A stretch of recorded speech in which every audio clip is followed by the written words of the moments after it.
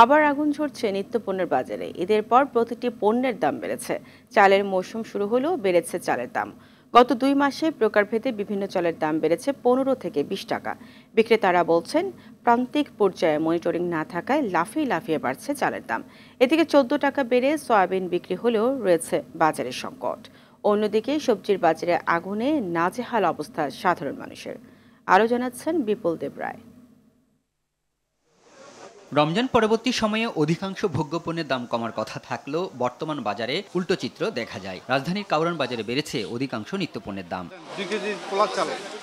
প্রতিটি পণ্যে যতটা না দাম কমেছে তার চেয়ে বেড়েছে কয়েক গুণ বেশি। চালের বাজারও ঝরছে আগুন। গত এক সপ্তাহের ব্যবধানে 28 মিনিকেট, নাজিরশা সহ প্রতিটি চাল কেজিতে আবারও দাম বেড়েছে বলে জানান বিক্রেতারা।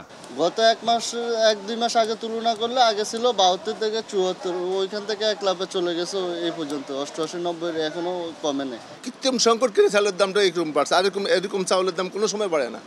আপনার এই বর্তমান অন্তর্বর্তী সরকার আসার পর থেকে প্রতি কেজি মিনিকেট চাউল আপনার 15 থেকে 20 টাকা বাড়ছে।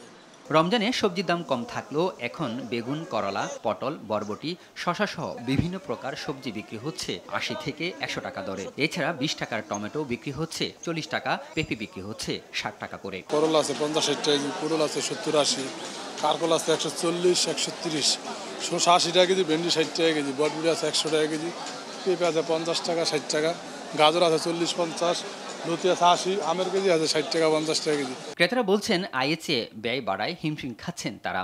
সাধারণ মানুষ তো এখন হয়তো কমাই চলে যাবে কিছুদিন পরে। সব জিনিসের দাম বাড়তি, কোনটা তো কমতি নাই। বাজার মনিটরিং জোরদারের পাশাপাশি অসাধু ব্যবসায়ীদের বিরুদ্ধে ব্যবস্থা নেয়ার আহ্বান জানান সংশ্লিষ্টরা।